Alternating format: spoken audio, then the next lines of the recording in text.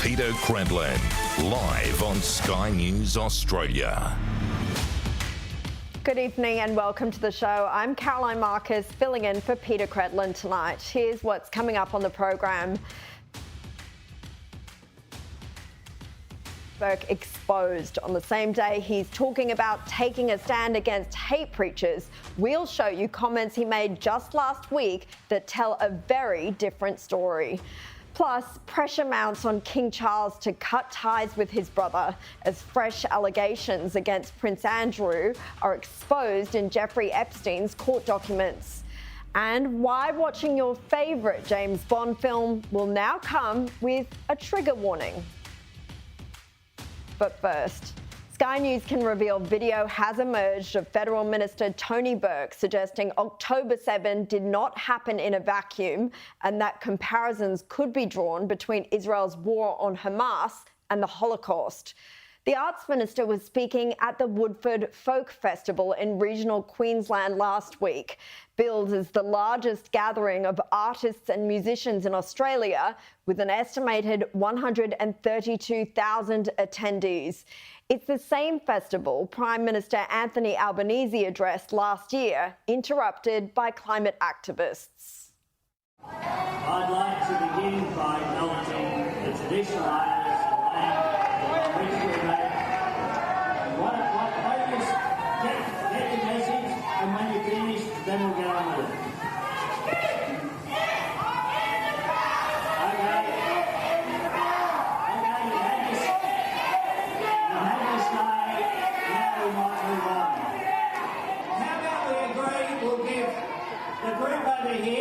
Another minute to chant whatever they want, and then we'll get on with it.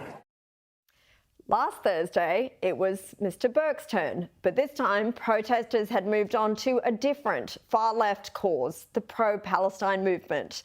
Mr. Burke was being interviewed on stage by the Saturday paper's chief political correspondent, Karen Middleton. He told a cheering audience that the history in the Middle East did not begin on October 7, the day of the worst attack on Jews since the Holocaust.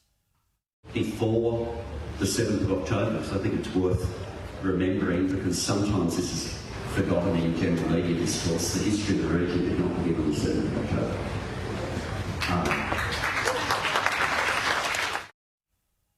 That comment will be deeply offensive, not just to Jews, but the many people who believe there is no justification or context for one of the worst terror attacks of our time.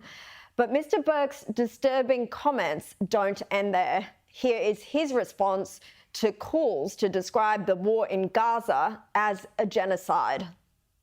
The word has been genocide has been used here. What is your response to those concerns? Do you share those concerns? The Israeli Defence Minister said there will be no food, no water, no fuel. This is a complete siege, and then described the community in Gaza as human animals. That's what he said.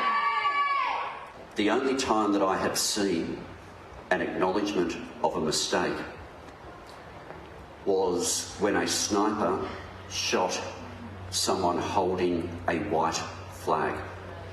Now, in providing all of those examples, there will be words that are occurring to people in their mind. If I had used the word that's being asked of me,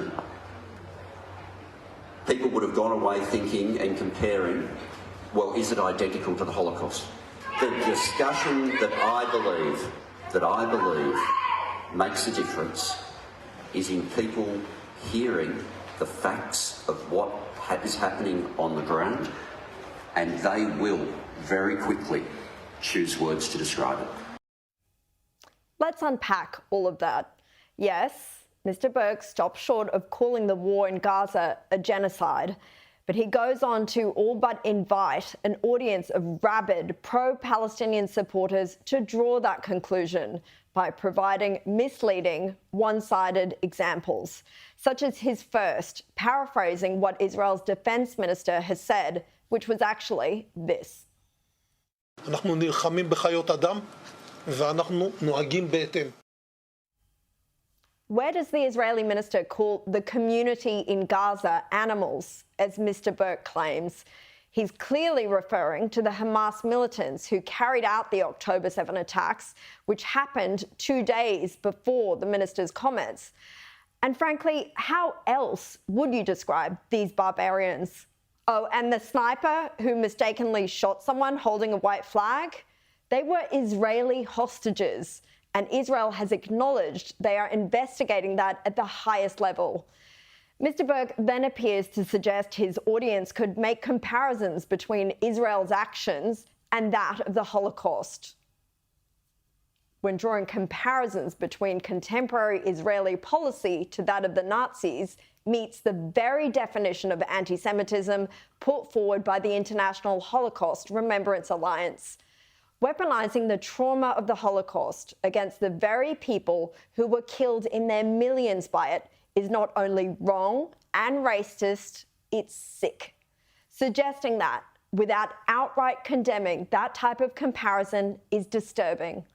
Mr. Burke may be careful not to use the word genocide himself, but he certainly far from rejects it and actively leads a receptive crowd to draw that conclusion, which of course they dutifully do. Here he is again. The discussion that I believe makes a difference is in people hearing the facts of what is happening on the ground, and they will very quickly choose words to describe it.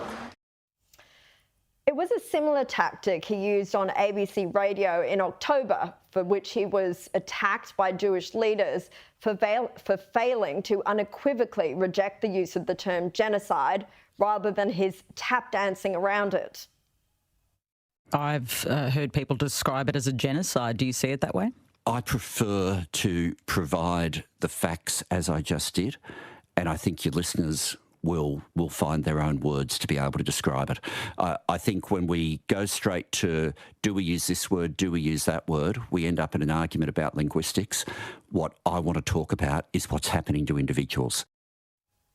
In the same interview, he also threw his support behind a local council in his electorate, which had vowed to raise the Palestinian flag until a ceasefire is declared. I support the decision completely. Why? You need to understand, in my part of Sydney, people are watching every day death. They're watching every day images, sometimes of people they know, often of children. And I think this is a large part of what this boils down to, appealing to a certain demographic in his electorate of southwest Sydney who are largely anti-Israel, or appealing to a jeering crowd of pro-Palestinian supporters at an arts festival. But it does not reflect the views of most Australians that his government was elected to represent. And it certainly does nothing to help our relationship with our democratic ally in the Middle East. That relationship is already on thin ice after Foreign Affairs Minister Penny Wong's immediate comments following the October 7 attacks, in which she urged Israel, before its retaliation had even begun, to show restraint. And the government's sudden shift in position to support a United Nations resolution calling for a ceasefire, which Mr. Burke backed. So spare me his tough talk on the front page of The Australian today, where he called on hate preachers and his own electorate to face the full force of the law over their repugnant speeches calling Jews monsters and descendants of pigs and monkeys. He said, "I consistently condemn hate speech in all its forms. The Sheikh's comments should be rejected without reservation." Mr. Burke is trying to walk both sides of the street. He can't condemn hate speech while simultaneously encouraging radical protesters to draw the most hateful and unsubstantiated conclusions about the Jewish state. And I'll be speaking to a Jewish woman who was at that festival a little later in the program about her calls to have its government funding scrapped. But first, I want to bring in Alex Rivchin, the co-CEO of the Executive Council of Australian Jewry, for his response. Alex, thanks for joining me. First, your reaction to these new comments that I just showed from Minister Burke. Well, I found the entire exchange between the minister and that crowd of radicals, of fanatics, absolutely extraordinary. And not only for the things that the minister said and the winks and the nudges about things like, genocide and references to apartheid and things like that, things that a minister, an educated person, should reject outright and not indulge in any way whatsoever, but also the lens that he went to placate those extremists with unfounded accusations against Israel. The only references to Hamas on October 7 were to talk about those events not occurring in a vacuum. There was no condemnation. There was no detail of the atrocities, of the heinous crimes inflicted on the Jewish people on that day. And yet, despite bending over backwards to please those people, they still hounded him. They still called him a coward. They still shouted him down.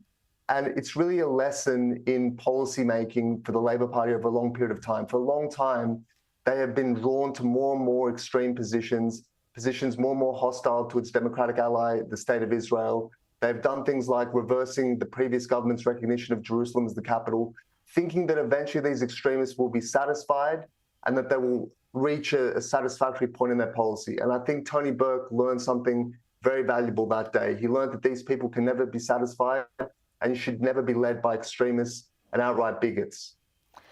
Well, it remains to be seen if he learned something. His comments certainly today to The Australian did show that he was willing to finally speak out about hate speech in his own electorate. But I want to unpack some more, Alex, with you about how dangerous and concerning those sorts of comments about the history of the region not beginning on October 7. How do you interpret that? Well, it almost looks like a justification. When you see what happened on October 7, which is an army of jihadists storming through a border and raping, mutilating, torturing, and abducting at will. If they could have killed more, they would have. To in any way suggest that that can be justified or that that's part of some sort of a legitimate grievance or conflict is an appalling sentiment. Any reasonable person would condemn that outright. And the fact that the minister couldn't do that, the fact that he spoke about these contexts and vacuums and root causes is deeply troubling. And I just also want to ask you, I know you've written an entire book about the issue of anti-Semitism. The comments he made about people may go away and draw a comparison between the war on Hamas and the Holocaust. What does that mean to you? Well, it was a bizarre thing to say, and I'm not sure what the minister's intention was, whether he was saying that he doesn't use the word genocide because people will draw a false comparison with the Holocaust, or indeed he was suggesting that there is a comparison to be made. But either way, if one uses what's happening now, which is a reasonable, proportionate, justified, just war by Israel to rescue its hostages and to defeat a terrorist organization that has committed the worst atrocities against Jews since the Holocaust, if there's any comparison between that, a legitimate war, and the industrial scale extermination of the Jewish people by their millions in World War II, it's an appalling thing to suggest. And this is where we need leadership. And it begins at the top. And Tony Burke, as a cabinet minister, he needs to be absolutely clear what he stands for and what he stands against. I want to move on to the festival that he was speaking at more widely. Alex, there have been complaints from Jewish and Israeli attendees at that festival that he spoke at that they found the pro-Palestinian protests more widely that were happening there, the BDS-type stickers and pro-Palestinian rants during various performances by artists to be deeply upsetting and not in line with the festival's commitment to inclusion. Do you think the organisers need to take action, or is this just free speech? No, I think they do need to take action. And I think those that support and sponsor this festival, whether it be through public funds or corporate sponsors, they need to look at exactly what they're supporting here, because this festival bills itself as inclusive, as a big hippie free-for-all love fest. But it seems that the only people that are excluded, the only people to which that inclusivity and tolerance is not extended is the Jewish people. So they need to be held to their standards, and particularly when government funding is involved, it needs to be scrutinized extremely carefully.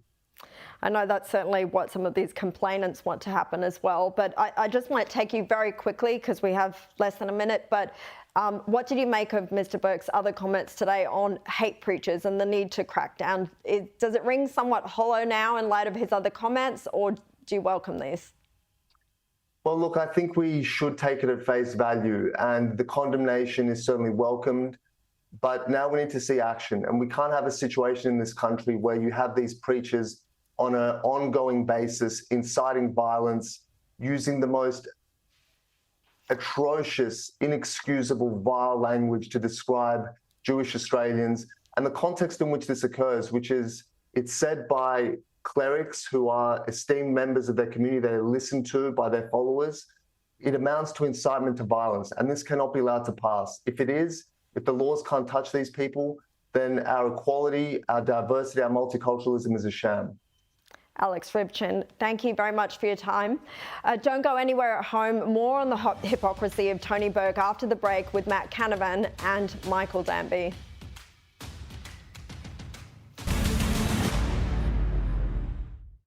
Welcome back, and back to our top story. And video has emerged of Arts Minister Tony Burke telling a festival audience that history didn't begin on October 7 and suggesting people may draw comparisons between Israel's war on Hamas and the Holocaust. Before the 7th of October, so I think it's worth remembering, because sometimes this is forgotten in general media discourse. The history of the region did not begin on the 7th of October.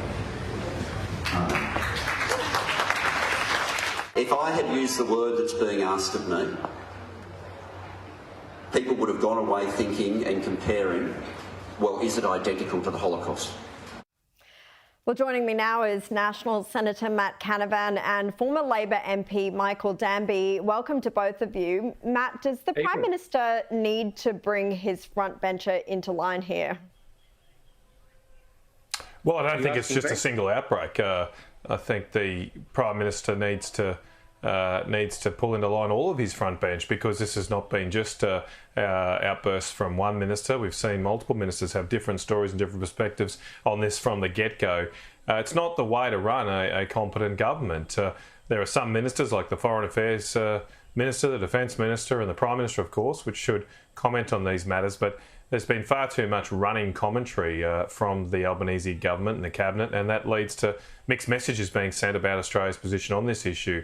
I am concerned very much about what we've just heard there from Mr. Burke. I think he needs to explain himself here. At a factual level, obviously he's right that history didn't begin on October the 7th, but that comment in the context of what he was saying and who he was saying it to sounds like as if it was somehow justified in any way. And clearly it was an absolutely unjustifiable atrocity perpetuated by Hamas, and likewise to call into any kind of equivalence between the Holocaust and the response of Israel Defence Forces is objectionable in all manner of forms. You could criticise, you can make legitimate criticisms here of Israel and others, but this type of rhetoric is not becoming of a Cabinet Minister, and Mr. Burke should explain himself. Michael, as a leading member of the Jewish community in Melbourne and a former Labor MP yourself, what's your reaction to hearing these comments from a member of your own party?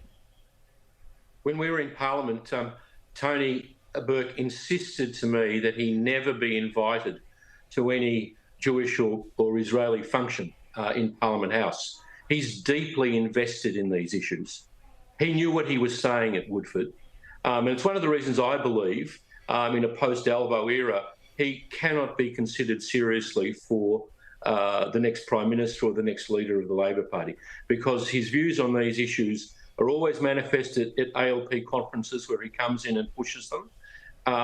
But Caroline, we've been banging on about Muslim hate preachers, and when someone like Tony Burke does the right thing, we should acknowledge it and say he did the right thing. I think he was cleaning up for the government, because they've all been so absent without leave. I don't know where the Home Affairs Minister or the Attorney General or any of the people who should have been speaking out earlier.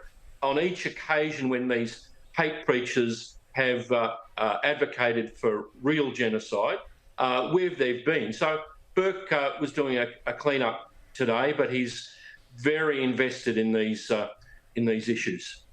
And Matt, what did you think of those comments on hate preachers? Is it all a little too late from the government? Well, look, I agree with Michael there, and I welcome these comments. And although I don't know if we should do too much patting on the back, that should just be basic common sense, isn't it? That the law should be applied here. That any of these types of outbursts from preachers where they seek to vilify other members of the Australian community should be condemned. So I'm glad that Mr. Burke has done that. Doesn't, I think, take away in any way the context of his remarks at Woodford and the need for him to explain those. But I do hope the law gets applied here more. We've seen a number of outbursts from members of the Muslim community that, in my mind, would amount to vilification, but there's been very little follow-up here from authorities, and I realise that's not Mr. Burke's primary responsibility, but I would encourage our authorities to look into the kind of rhetoric we're seeing, because it to me, on face value, is illegal, and we should apply the law. It's incredible that they've been able to go unchecked for so long, these hate preachers. But look, let's move on to other stories today. And Anthony Albanese has responded to revelations he met with then Qantas boss Alan Joyce 6 weeks after the request from Qatar Airways for extra flights, which was later blocked by the Labor government. Now, this is despite the Prime Minister's emphatic denials that he had consulted the former airline boss about the decision. Today, he claimed the meeting was related to industrial relations and not Qatar. The fact is that the coalition sided with Alan Joyce and with Qantas in defending unfair Labor practices so that two people doing the same job with the same experience could be paid differently, to undermine enterprise bargaining and to undermine union-based agreements. Matt, no surprise, he's making it all about the coalition once again, but you were on the committee examining that decision to block those flights. Are you swallowing his explanation of that meeting? Well, who would know? We won't ever know, because Mr. Joyce and Qantas wouldn't answer questions about these issues. In fact, Mr. Joyce has, or at least for a period, left the country to avoid further parliamentary scrutiny. I don't think the Prime Minister has been fulsome with his explanations over many months. His own minister has had changes in script at almost every interview about the reasons for the Qatar decision. The whole thing smells. And then on top of that, of course, you've had this cosy relationship between Qantas and the Albanese government on the voice referendum. Effectively, the Qantas was out there campaigning for the government, or campaigning for the government's position, spending millions of dollars of shareholder funds in favour of the Anthony Albanese government position on the voice, and then just happens an amazing coincidence that the Albanese government made a decision which helped Qantas and hurt their rivals in Virgin and their partner Qatar. So look, this whole thing smells. It's never been explained properly, and the basic fact is that the Albanese government has been far too close and cosy with the top end of town, with the corporate sector, doing their bidding, and not looking after the average battling Australians right now through this cost of living crisis. Well, let's go back to the conflict in the Middle East. And Anthony Albanese says a clear message has been sent to the Houthis as Australia joined 12 other countries in condemning the attacks on commercial vessels in the Red Sea. That statement is a clear message to the Houthis and to anyone else who wants to cause damage with the unprovoked attacks that are occurring. This is a threat to global trade, and that's why we have responded. Now, hours after the warning, a Houthi drone boat detonated in the Red Sea but failed to cause any damage, according to the US Navy. Michael, a strongly worded statement doesn't exactly make up for not sending reinforcements in to help, does it? He sounds a bit like the famous editorial of the Wagga Wagga advertiser prior to World War I. We warn the Tsar, they said. We warn the Tsar. Now, I mean, how can we... OK, our rhetoric is OK, but Australia, which is the beneficiary of the American alliance, which is begging the Americans for 3 Virginia-class nuclear submarines, only country to get it apart from Britain, we can't send second-rate frigate with some anti-drone technology to protect the flank of the American fleet. Pathetic.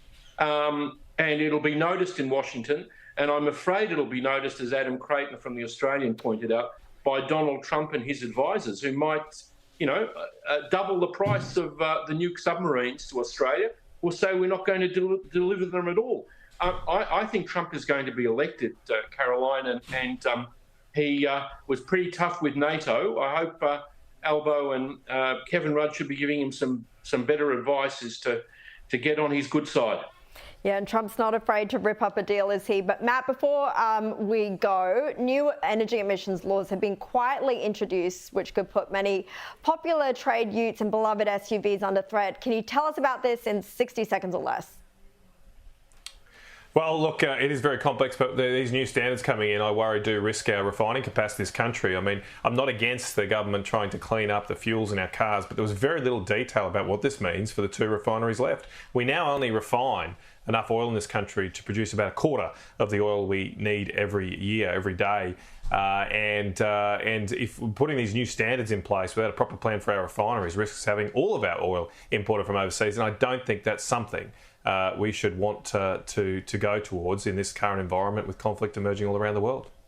Nicely summarised in a short time. Go on, Can I just Michael. suggest they use 18C, that legislation beloved of all left Liberals, exactly. against these hate preachers. They use it against other people, Matt. They should. You're right, now? You'd think that those laws are set up for that. Matt Canavan, Michael Danby, thank you so much both for your time. That's all the time we have for the panel. But after the break, a new survey reveals what Queenslanders really think about the upcoming Brisbane Olympics. Plus, new Premier Stephen Miles in Queensland forced to defend taking a holiday during the state's flood crisis. All that and more with my second panel of the night after the break. Welcome back. It's been revealed there's been a surge of asylum seeker applications under the Labor government, with 2,000 refugee visa applications each month, double that of before the election. That comes as a recent review found long processing times are seeing many look for loopholes to get into the country, coming to Australia on dodgy visas before applying for asylum. Joining me now to discuss this and more is Sky News contributor Prue McSween and One Nation's James Ashby. Welcome to both of you. Thank you. Well, James, I'll start with you. It seems like the Labor government has completely lost control of its Home Affairs department now. Yeah, we always knew this would happen. Let's face it, Kevin 07, from that point forward, have had always an issue with refugees trying to skip the queue and get into this country, not by the hundreds, but by tens of thousands. And now we're looking, well, we're staring down the barrel at 2,000 that are arriving by aircraft every single month. That's double what we're trying to get into the country under the coalition. What's surprising, though, is they're coming from countries where Aussies go on holiday, like Vietnam is the #1 country in which these people are trying to claim asylum from. A lot of these people are just country shopping. They're economic opportunists where they're actually looking for a better economic life, not a better life in general. So we've got a real problem here. I think the UN Convention on Refugees is outdated. It's done. We should get out of the UN altogether. But in particular, this one, the Refugee Convention, we are stuck in at this present moment, which means we've got to go through the process of at least giving them a hearing. In most cases, these people are sent packing. But in the meantime, they've robbed an Australian of a job and really robbed us of housing and so many other benefits that Australians are missing out on because they've claimed this asylum. Prue, you know, the government has talked tough on this issue of asylum seekers and immigration, but really the last Labor government had a huge problem with people arriving by boats, and they caused a lot of that themselves. Now it seems to be on planes, but it's really not fixed, is it? The minute we knew that Labor was in, it's a signal to all these, you know, boat smugglers, the people who are in the industry of this, you know, asylum seeking, to come on down. Australia, come on down. We're in business again. And they know, you know, where there's a will, there's a way. And there is no will of this government to change the process. Liberals have said they're offering bipartisanship to try and save it. But the point is we need to change the laws. If someone's here on a visitor's visa, you aren't allowed in. Go back. You know, I mean, it's as simple as that. Just change the laws if you were serious, but they're not serious because it's more Labor votes. That's the reason they love them. Yeah. And moving on now. A new data has revealed that Middle Australia is working harder than ever, but earning less and having lower living standards than before the pandemic amid soaring interest rates, rents, and living expenses. James, Anthony Albanese has vowed to make cost of living a top priority for his government. How confident are you that he's actually going to follow through with that? Well, he's not serious on this at all. The simple fact is there are plenty of levers that Anthony Albanese could pull right now to make cost of living so much easier and cheaper. Right now, across the country, we've got GST on insurance. That's the one thing that could save people 10% on everything from their car to their houses. We should be encouraging people to insure their property and look after themselves, but instead, no, the government want to whack them. And then on top of that, states are then charging an additional 9% here in Queensland for stamp duty on insurance. So almost 20% of your insurance policy is actually taxes that the state and federal government collect. We've got GST on new housing developments. Take that off. I lined up a couple of developers the other day and said, how is it that we make cost of living cheaper for people to get into a property? And they said, well, straight away, the states could simply take off what is an infrastructure charge, which is now $31,000. What for? Nothing, because the developer's on the hook for everything: sewerage, water, roads, curb and channeling, NBN, the whole lot. So there are plenty of things these state and federal governments could be doing to lower the cost of living. But no, they're addicted to the taxes. The next thing we'll line up for is a fun tax. Wait, it's coming. But in the meantime, we're just going to have to suck it up, because this Labor government don't know how to take the foot off the throat of Australians. And Prue, how confident are you in these claims that this is the new priority? I mean, why is it only a priority now, first of all? Well, they don't know, as James said, they don't know how to save money. They only know how to spend. But the worst thing, the steam train coming at us, and we're in the lights already, is this energy issue. We are all down the toilet with this ridiculous fantasy of Bowen and Albanese, and sadly it's going to drive every cost up. And if we think we're poor now, you wait for that to come. Now, I'm just praying that people wake up to themselves at the next election and realise that we're in a hiding to nothing. We need to get into nuclear, and we need to stop this fantasy and the destruction of our environment. It's craziness. They may wake up with the next few power bills and the shock increases that are going to keep coming. An intriguing Courier Mail poll has shone a light on the public sentiment surrounding the Brisbane Olympics. In the survey of almost 7,000 Queenslanders, 66% say they do not support the Olympics in Brisbane. 74% say they would not attend a sporting event during the Games, and 77% say they believe it's a waste of money. James, you're a Queenslander. Do you agree with them? Well, I think this government lost the public support when they announced that initially it was going to be cost-neutral Olympics, right? And now we've gone from cost-neutral to stadiums that we're now going to rip down. Originally $1 billion. We know that the Labor Party can't count. It's now blown out to $2.7 billion. Like, how do you get these figures so wrong? Who's advising these people?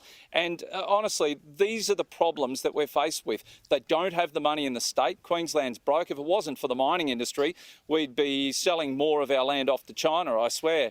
But the issue will be that this Olympics is going to cost a fortune. We all love sport. I in particular love the swimming and diving at the Olympics, but we cannot afford to go putting in new infrastructure when we've got perfectly good infrastructure that's capable of hosting this Olympics as it is. Stop with the exorbitant spending. Let's do it at a scale we can afford, and let's continue with the Olympics. We've committed to it. We must go ahead with it, because otherwise you'll end up like Victoria, the laughing stock of the country, when they did away with the Commonwealth Games. So we can't do away with the Olympics in 2032. We just have to be more sensible about the approach that we take. Well, speaking of Victoria, the Allen government there is trying to blame a 60% increase in public sector employees over the past 15 years on COVID, despite most of the growth happening before the pandemic. It comes after an analysis by the Australian newspaper exposed the state's bloated bureaucracy, revealing the number of government employees rose at double the rate of population growth between 2008 and 2023. Prue, when will it finally be time to stop blaming COVID for everything? Oh, never. I mean, but it was happening before COVID, and this is the craziness. I mean, Andrews claimed he had 90 personal staff. It was something like over 250 personal staff. They are obviously so inept and so inefficient that they need to surround themselves with all these bureaucrats who we all know are very questionable as well in terms of their competency. So this is, the Public Service Union, isn't it? They're SOP to the Public Service Union, and sadly they pull the strings on the Labor government. James, I might come back to you finally for one more topic. Your new Premier, Stephen Miles, has been lashed for being on holiday while the state was being devastated by storms. We remember similar criticisms of Scott Morrison during the bushfires. Do you think this is fair? I do think it's fair to criticise the new Premier who wanted this job so desperately and said he'd worked so hard between now and the next election. The reality is this bloke should have been on the ground. Empathy is only understood when you see firsthand the damage that is done during some of these weather events. They're natural weather events, but you've got to understand when you're on the ground what it's like during that sweltering heat to go and cut up trees that have fallen over power lines. You've got to understand, you've got to be able to smell as a Premier someone's house that hasn't had electricity for a week, the stench in fridges. Because unless you're on the ground and you understand it, you'll never, ever, ever dedicate the resources that these people so desperately need to get back on their feet. So the Premier deserved a belting for it. And to think that he was in a caravan, that was a publicity stunt. His ego wouldn't fit in the caravan. So there's no way that he was legitimately having a holiday on the Sunshine Coast. But why doesn't he do everyone a favour and take a permanent holiday? That's what I reckon he should be doing. You'd think this should have been the first thing he did on the job. Anyway, Prue McSween, James Ashby, thank you both so much for your time. Back to our top story tonight, and as I revealed at the top of the show, fresh video has emerged of Arts Minister Tony Burke suggesting there was context to the October 7th terror attacks, and some people may draw a comparison between Israel's actions and the Holocaust. Now, these comments were made at the Woodford Festival in regional Queensland, but it wasn't just Mr Burke's comments that were offensive at the festival. Joining me now is Sivan Hashin, who was at the festival. Sivan, as an Israeli-Australian woman, tell me what your experience was at the festival, which does call itself based on a vision of inclusive community. Hey, yeah, I would like to share that I was very surprised. I didn't expect that the pro-Palestine protesters on the Woodford Festival. It's a beautiful festival that offering music and good vibe and dancing and yoga and workshops. And supposed to be a very inclusive festival that is open for everybody and invite everybody to join. I noticed some pro-Palestine protesters in a few different locations at the festival, and I confront one of them. It was very hostile and hurt my feeling and destroyed all my experience at the festival. And I understand that part of that confrontation, that protester or one of the protesters told you that October 7 had not happened. How did that make you feel?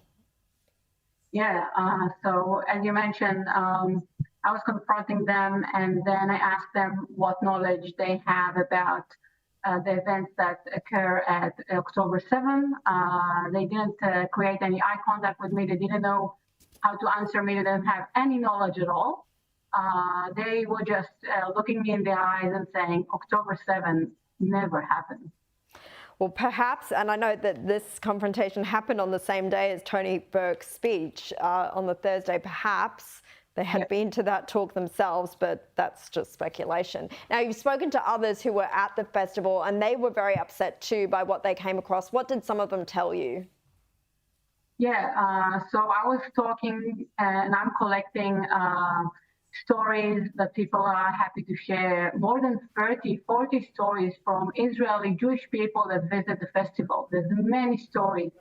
And one of them is my dear friend that went to performance on the festival with Dancing Water. It's an artist that was singing on the stage, and she had Palestinian flags and she was calling about the kids that are being killed in Gaza. She was talking about Free Palestine. And she also, one of her songs, by the way, was about killing cops and burning the Australian flags. So not only violent about the Jewish people, the Israeli people, she was very violent, and she had a really extreme hate speech on the stage, using the festival as a political platform for her hate speech.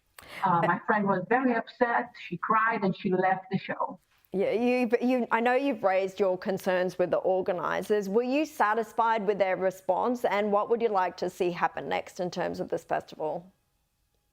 No, I wasn't happy. So when I wrote a few messages and a few comments on the Facebook page, I was blocked. And a few of my friends the same thing. We didn't get any answer, like they were trying to be polite or whatever, saying, yeah, we will look into it. Bye. You know, we didn't get any response, no follow-up, nothing at all. Look, it is distressing to hear some of your experiences. What would you like to happen now with that festival? I would like to understand if the management, from what I understand, the management of the festival approved these events. So every time when I was approaching the police at the festival, when I was approaching people, they said, we can't do anything with that. We're sorry, because the management of the festival approved that. So I would like to know if the management of the festival know about all the events that occur at the festival. I would like to know that if all the sponsors that are sponsoring this festival, including the government, Australian government, I would like to know if they know that that's what they are sponsoring for. That's where the money is going, to a place that's supposed to be inclusive and serving everybody and having fun and entertainment, family-friendly festival, but just giving a platform for hate speeches. And a lot of people feeling not exclusive and not welcome to this festival. Yeah. Certainly doesn't sound like a vision of an inclusive community, as they call themselves. Sivan Hushan, thank you so much for your time. And Sky News did reach out to organisers for their response to some of these complaints, but we have not yet heard back. Up next, fresh allegations against Prince Andrew as more Jeffrey Epstein court documents are unsealed as pressure mounts on King Charles to respond. Plus, why a trigger warning has been issued for viewers of the James Bond franchise. That's after the break. Welcome back. Pressure is mounting on King Charles to respond to fresh sexual abuse allegations against his brother Prince Andrew after the disgraced royal was mentioned 69 times in new court documents relating to Jeffrey Epstein. Meantime, an anti-monarchy group has reported the matter to the Metropolitan Police and asked them to reopen their investigation into the Duke of York. Joining me now is GB News host Patrick Christys. Patrick, thank you for joining us. Can you talk us through some of those fresh allegations against Prince Andrew, I should say? Yeah, I mean, so some of these allegations are absolutely disgusting. Obviously, he would deny everything, but it includes the idea that there was an underage mass orgy, that also he may have even used his own spitting image puppet to entice younger girls and then grope them again. I just want to emphasize that he denies all of this, but he's mentioned 69 times in the latest Epstein files. And this is a massive, massive problem, both for King Charles and Prince Andrew. As you were saying there, he has now been reported to the Metropolitan Police, who presumably will have to look into this. It comes at a really, really, really bad time. Not that there's ever a good time for this, but it comes at a really bad time for Andrew. It looks as though he's set to remarry his ex-wife, Sarah Ferguson, who, of course, was involved in a bizarre toe-sucking scandal herself not so many years ago. He was trying to muscle his way back into the royal family. He was pictured at Sandringham there at Christmas. But the rumours are that King Charles is now looking at ways to completely ostracise him from royal life, and that might include booting him out of the house that he's living in Windsor. If he refuses, we could have a bizarre situation where the king's brother is essentially a squatter in royal property, and the bailiffs would have to come in, which probably would be the only way this could get less glamorous. That would be quite the scenes to broadcast on TV news, and well done, by the way, for talking through some of those accusations, the graphic accusations at a family-friendly hour here in Australia. But do you think we'll hear now from the King on this at all? Is there going to be anything from the royal family, or will they maintain a dignified silence? Well, this is a really interesting point, actually. Because they've stripped him of his HRH titles, it does mean that he's no longer a working royal. And they did that deliberately because that does mean that now the royal family does not have to comment on anyone who is not a working royal. The problem is that whilst all of these allegations, the time period that this is enduring, he was a working royal, and he was a very prominent member of the royal family. And so where do you draw that line? And there are increasing clamours from members of the public here, even staunch royalists, to say, look, you can't just wash your hands of this guy. You can't just wash your hands of what he did there. I think it is also really going to hinge on whether or not the Metropolitan Police actually decides to get involved. But yeah, I mean, it's an incredibly embarrassing situation for the royals, and something that I think if pressure does mount, they are going to have to address eventually. Let's move on to something else now. And the former president of Harvard University has broken her silence for the first time since she resigned from her role following an anti-Semitism row and plagiarism allegations. Claudine Gay said that while she did make mistakes, she believes she fell into a well-laid trap set by Republicans and that her critics had trafficked in lies motivated by her race. Patrick, Harvard University continues to support this woman and she continues to play the victim card.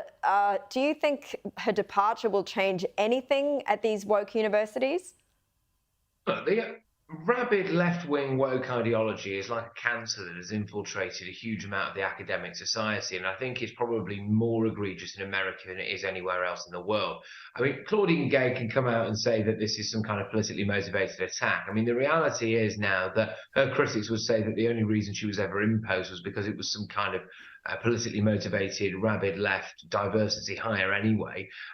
She has refused to condemn anti-Semitism on campus, and the idea that students could be out there calling for genocide and that would be okay, and then that you wouldn't expect to face any repercussions from that, I find absolutely staggering, really. She's also standing accused of plagiarising some elements of her academic work, which have led up to her getting a position like she got at Harvard anyway. And that led to some rather glorious community notes on Twitter. I think she is trying to make it political. She's saying she's fallen victim to a Republican witch hunt, but she shouldn't really make it political because it's easy, frankly, to say that actually her and her views aren't just the products of a toxic left-wing ideology, and then actually maybe she did get a bit of a leg up in her career anyway. So there is a kind of permanent victim culture here. The mental gymnastics that people like her had to do to not just condemn anti-Semitism actually is very, very concerning, especially if those ideas are being taught to impressionable young people.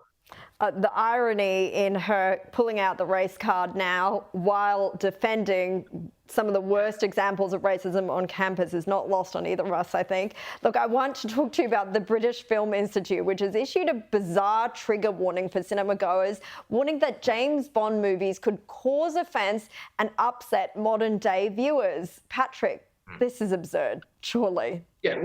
What happens in situations like this is you realise that institutes like the BFI actually reveal some of their own bias here, right? Because they say things like Oddjob, the character Oddjob in one of the Bond films, had a cleft palate and therefore is playing up to the trope that disabled people are villains. Well, I don't know about you, but I've never looked at a disabled person and assumed that they were a villain. I mean, where did that come from? So the idea that trope exists, I find absolutely remarkable. They're also saying that because one Bond character underwent some plastic surgery to look like a member of the Japanese community, that is outdated and racist today. I mean, I don't really remember ridiculous. The same when I think when Will Smith was in White Chicks, I don't really seem to remember that coming with a trigger warning. But look, this is symptomatic of the snowflake generation, really, and something that has infiltrated the arts, really. I just want to know where this ends, Okay, well, the Patrick Christies, it is remarkable but they never stop failing to surprise us with what they will slap a trigger warning on next.